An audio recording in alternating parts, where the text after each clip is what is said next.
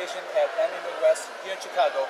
I'm Christian Campo, and our special guest here is DC Douglas. Don't let go of it! Sorry. Hi. How are you doing? I'm good. How are you? Good. A few questions. One, what's it like working in the industry today?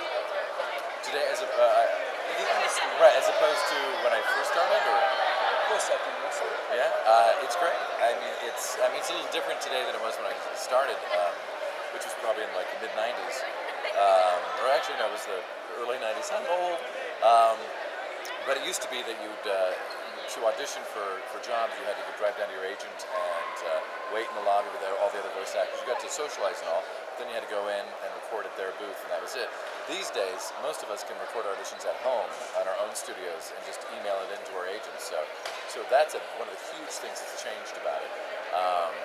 And I think there's more sessions now are phone pack sessions. Like we go to do a video game like Mass Effect 3. The director was in Canada directing me, and I was in Burbank. So yeah, so it's a little bit different these days than it used to be. So. Okay, cool.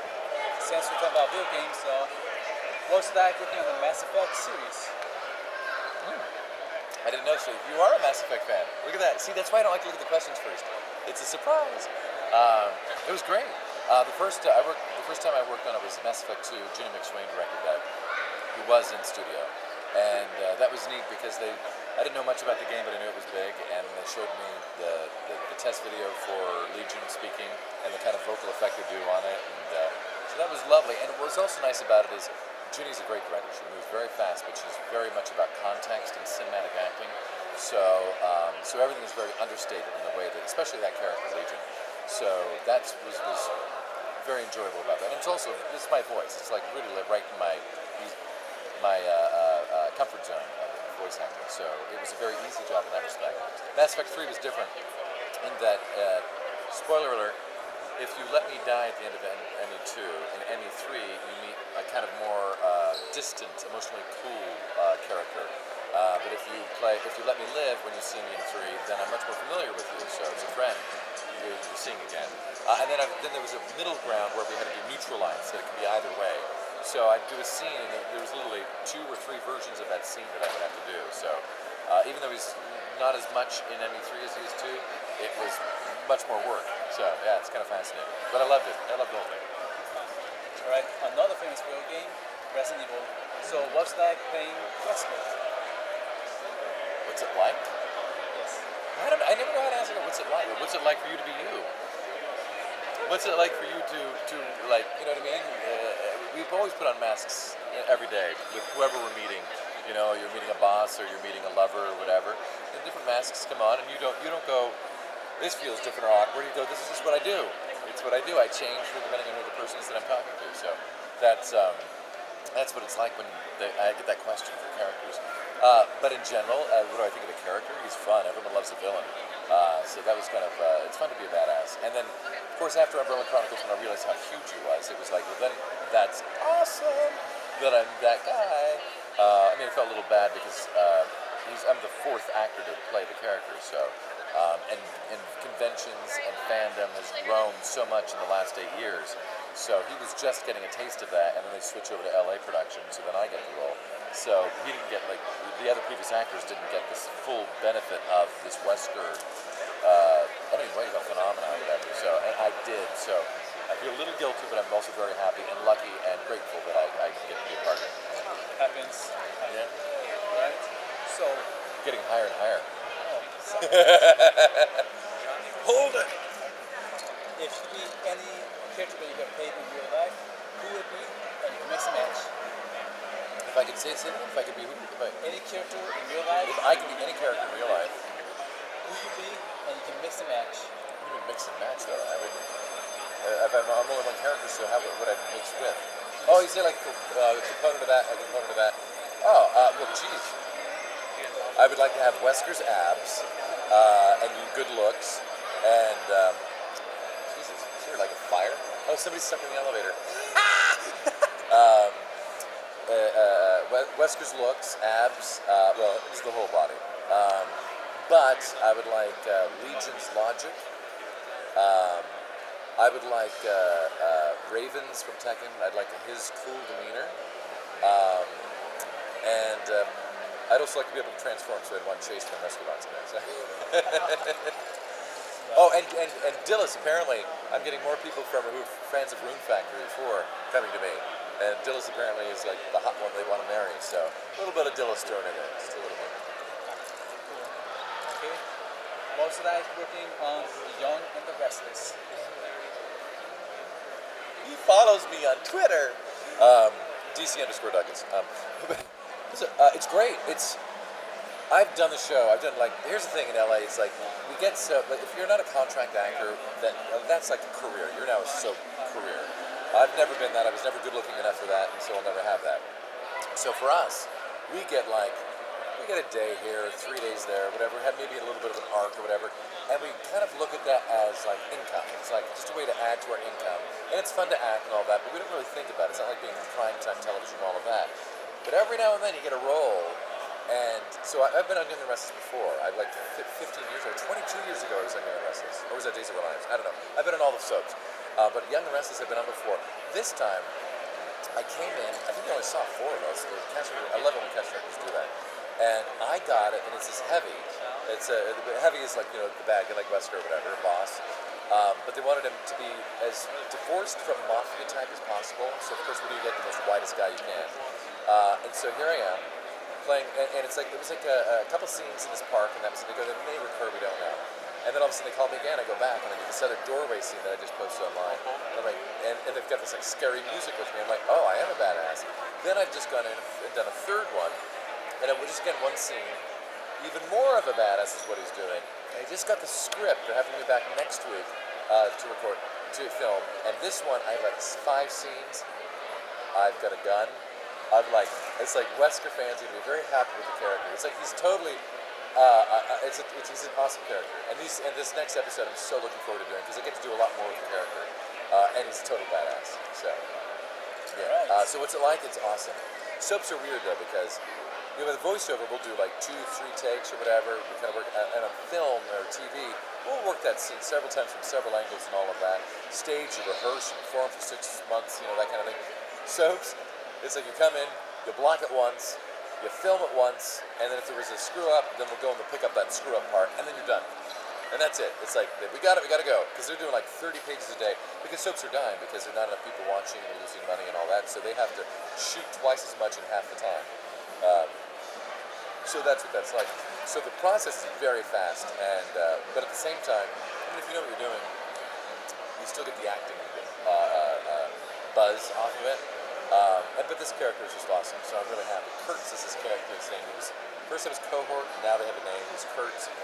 And even after this next episode I do, he may come back again. I don't know. So I'm fingers crossed. So I'm having a blast on that. Thank you for asking an on-camera question. Alright. It's not good movie you've been in. What was it like working on Sharknado 2? Dude, just did his homework. Well, that actually they filmed very much like a soap because they don't have much money. So you're only doing a scene once and whatnot. I can't say that they don't want us to say anything about what it is. I have a sequence in there. It's 2 or 3, setups or whatever, and it involves blood at one point. It's a fun character. Me and this other guy, this character actor, a Buffalo character actor guy, kind of it's like a Lou and Abbott Costello routine, a little bit, sort of. But it's fun. It was great. I mean, it was one of those. I was doing a con, one of these cons. I was doing A&G Ohio, and I was there for 2 nights. On Sunday, I had to cancel all my stuff because it was last minute that they booked me, and then I had to fly to Buffalo, and then I shot my stuff in Buffalo, spent the night, and then flew back to LA the day after. So it was really fast, and the shoot was really fast. And it was. I wish I could describe the stuff that I'm doing because it was a work. I was sore the next day because of all the stuff I had to do. It involved water. And I had waders on, those waders are like boots that go up to your knee. And I got water flooded into it. And then at one point, for some reason, I have to run. And my waders are full of water, and I'm in water running. So my legs were so sore the next day. But it was a blast. And I know the guys who run Asylum. I've been in 6 of their other movies. Alpha House is another movie we did just recently. It's a comedy. It's one of those teen comedy things, and I think you get that on Netflix or whatever. I'm like the lead antagonist in that, and that was a blast to do. And I just basically said to them, I go, you know, if you have any more Sharknado 2 stuff left, there's a role for me that's more than just a waiter at like saying, here's your cup of coffee. You know, I'd really be interested in Sharknado 2 just because of the vibe, you know, the buzz on it. Everybody loves, you know, everybody knows it. It's so, even if they've never seen it, they know it. And I go, I want a piece of that. And those guys are so freaking awesome. I love it. It's David Lamaui and David Latt, and there's another guy, a new guy, one of their partners from Communion. I can't remember his name right now. But anyway, very lovely people. Got a business model that works, but they're cool. That's all I can say. And they got me into it, and I was like, thank you guys. It was like a gift, because now it's like I tell people Sharknado 2, and you go, what? I say Sharknado 2. Do you know what it is? She goes, yes. That's cool. It's cool. Is she part of your group? Okay, because otherwise she's a stalker. It's your girlfriend? Sister. It's your sister. Okay. Is she dating? No, I'm kidding. I'm gonna freak him out. I did. I worked. I apologize. Oh, it's fine. Alright, back into that. No question. What was it like working on Duck Duck Goose? Oh my God! I love this man. Oh, Duck Duck Goose. Oh, I'm gonna hurt you. Sorry about that. Duck Duck Goose. I've produced a couple film shorts in my life. Basically, thrown all my money into it for no reason except to make art, or what I think is art. Duck Duck Goose was I did Falling Words, which was like 1997. I was too scared to direct it myself, and kind of a weird, trippy film. Back when we shot on film. All these are online, by the way, or you go to my website, you can find them. But it was Falling Words. Then we did The Eighth Plane, which was a riff on Scientology. But one of our partners was too scared to call it Scientology because we were scared they were going to come after us and blacklist us. So we call it something different. It's stupid, but everything in it is legitimate. It's like it's a parallel to what they really believe. It's trippy. I've got long hair and I'm getting electrocuted, and I'm shirtless. Anyway, and then we did that. Then we did Freud and Darwin Sitting in a Tree, which is also one of my favorites. It's about cousin coitus, and then we did Duck Duck Goose, which is the last film I did on actual film. And that one, we decided just do a full-out, like, stupid-ass comedy. And so, when you say working on it, I mean, I was that film. I mean, I was the producer. You know, one day, you know, the grip crew wanted extra money for working later. You know, it was like I dealt with all of the issues. You know, the acting and then directing it while being one of the stars in it. It was crazy, but I think the end result came out. It was pretty fun. It was a lot of money.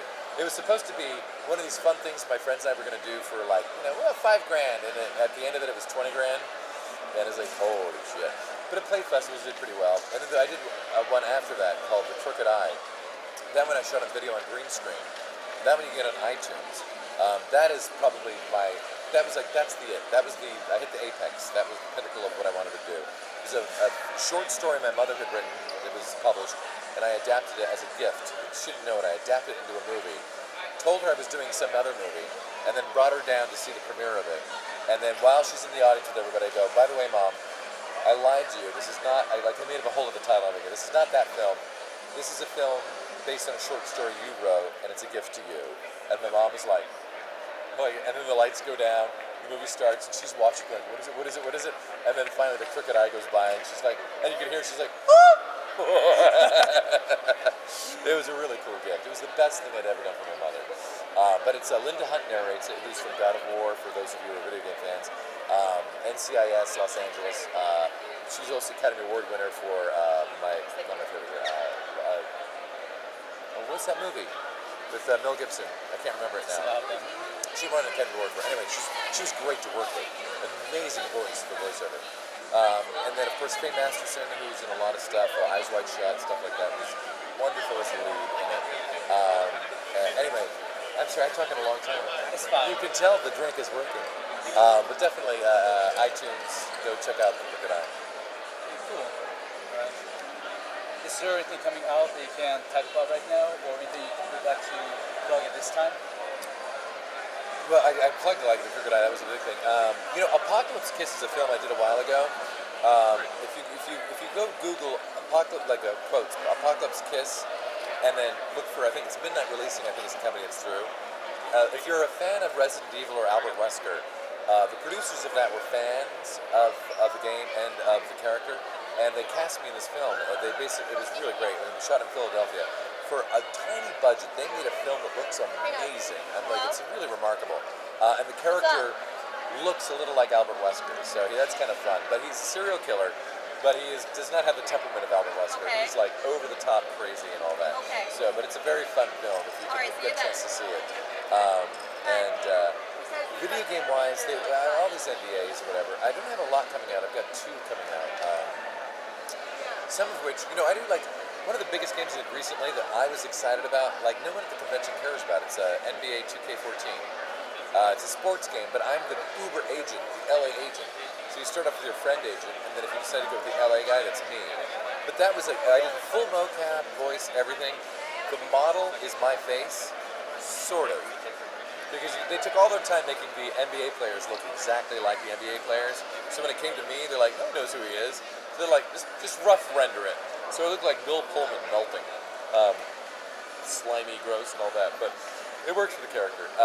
But that was fun because performing it, working in it, was like being doing theater in the round in a close-up.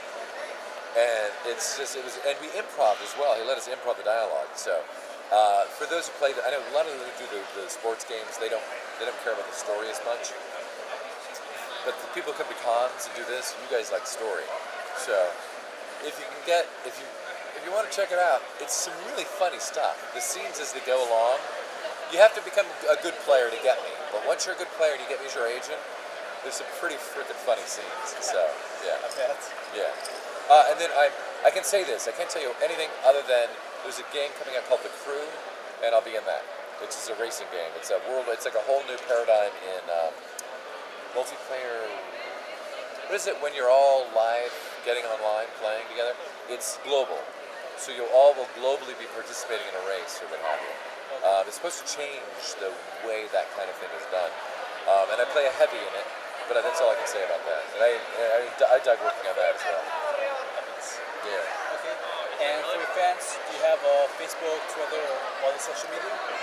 I am a internet whore. Yes, you can find me dcdouglas.com. On Twitter, I'm DC_Douglas. Facebook, if you look up DC Douglas, you'll find my page. Like it all, baby. And Instagram, I only use for the filters, but I'm there. It's stupid. Tumblr is for 18 and over. It's my nocturnal when I'm late at night. It's beautiful art and beautiful erotic sex stuff. So that's for the older people. Is that it? Am I saying it? Yeah, that's pretty much it. I mean, Jesus Christ. What else can I do? Love me! Yo, dude. Alright then, I'm Christian Campo, and this is DC Douglas. Who's soon to be his brother-in-law. For sure. And we'll see you next time, man.